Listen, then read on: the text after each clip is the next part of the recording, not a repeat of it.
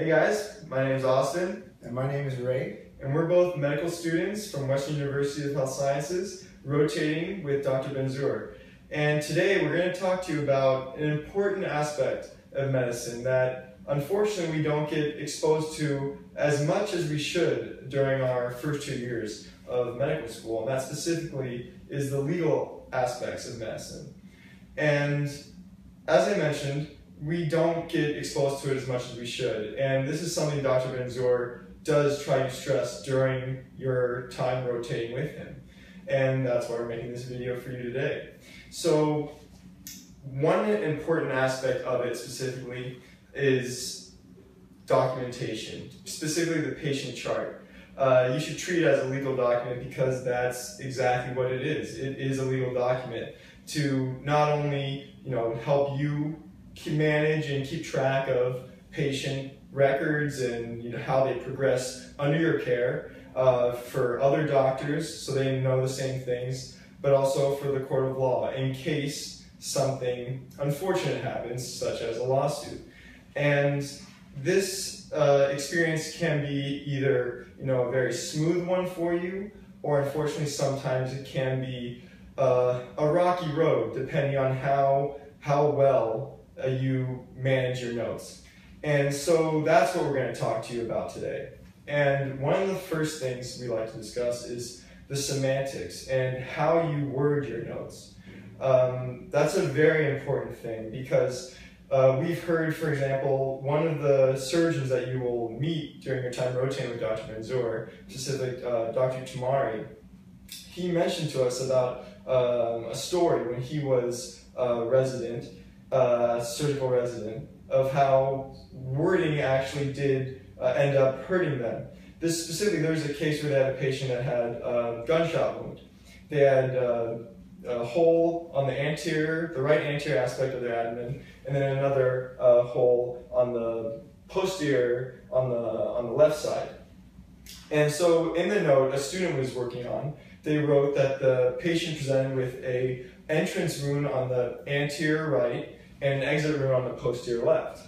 And later down the line, this case was brought to court for reasons that we are not sure. But they reviewed that and they actually questioned Dr. Tamari about this because for all Dr. Tamari knew, there were two holes. He was not sure which one was an entrance and which one was an exit wound. And the court really went all the way with this to question why did they say this, their credibility, and this can bring up a lot of things that you would never expect at the time of just writing, entrance here, exit there, because you just assume that they got a shot, from the anterior side. So this goes along with the idea of the semantics. It really is, you have to make sure that you write things that you physically see or for a fact because you were either told by the physician, by the patient, or by maybe someone with the patient that day. The fact that any assumption that you make could hurt you and most likely would hurt you, like in this case. And it's just very important that you stick to that. And that's one very easy thing that you could miss. As a medical student, I know even here on one of our first rotations, you make some assumptions just because you see it all the time and you're writing a note and you want it to look complete. But I was very quickly told by one of the other people working here that you can't do that. That's just, although it's a little thing and it could most likely 99% right, if you're not 100% sure, it's best just to not put it at all or just put exactly what you saw. And Ray actually has another story that illustrates this idea. Mm-hmm. So another story that actually was Dr. Tamari who told us involved using the terms motor vehicle accident, or MVA. And for those of you that have worked in the medical field and the healthcare field, you'll probably have heard or used those terms before. It's a very commonly used term in the medical field. The thing is that Dr. Tamari had mentioned that if we use the term MVA for a car accident, again, this is just an example, that is a motor vehicle accident. If we are subpoenaed or taken to court for whatever reason, and on the documentation it says accident, that implies that there is that one person was, or whoever was involved, may or may not have been at fault. And this could direct the final decision of the court because of this one word accident. And the lawyers can hound on that word and ask tons and tons of questions just on one single word that is very commonly used in medical literature. So as an example, what you would do in that case, instead of calling it a motor vehicle accident, you can call it a motor vehicle collision, because you know two vehicles in this case had collided. That's as much as you know, and that's all you can say. You can't make an assumption or judgment that it's an accident. And this goes along with what Austin was saying before about semantics and wording. It's very, very important. Now for you guys who are watching this video, you're most likely watching this as rotating students, no matter whether you're medical students or PAs or whatever the case may be. If you are writing notes, be sure you're very aware of what you're writing down.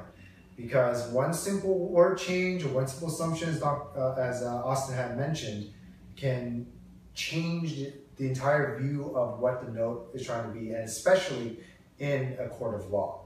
So just be very cognizant of what you write down. So that's the main documentation point. Put down the things that you know are true, things that the patient tells you. Be sure you guys write down the patient states or the patient notes, the patient said, blah, blah, blah, blah. And don't just say that, oh, instead of that, you know, let's say the patient says he has a headache, instead of writing down patient has a headache, say the patient states he has a headache. Things like that. These are ways to protect yourself. And again, these are things that not only here for Dr. Ben-Zur, but it's a lifelong learning kind of situation where in the future, we want to not only help our patients, but also protect ourselves from any type of litigious situations. So things like the patient reports, or the situation has been reported to be seen by blah, blah, blah, blah, or reported to be done by this.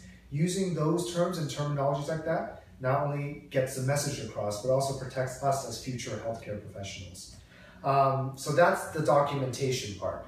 The other part the other aspect of the legal medicine, as we like to think of it, is the patient encounter in itself.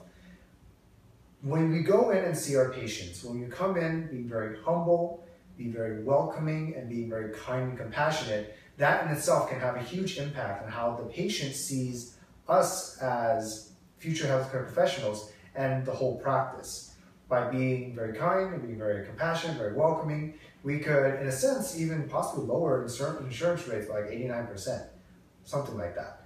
It's very powerful how the first initial meeting and how you interact with your patients, how powerful that is and how influential that is in terms of how litigious they may or may not be in the future.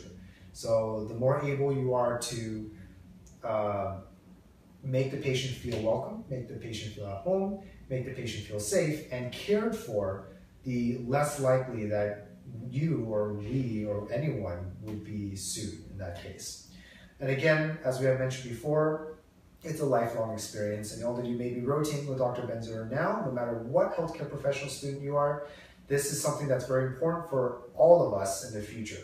So make sure documentation is very, very, very important.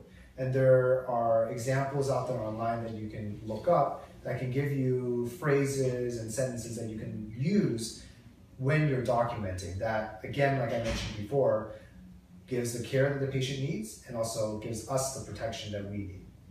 And with that, that's basically all we have to do. Be very proactive in how you document, be humble and kind when you present your patients, and best of luck.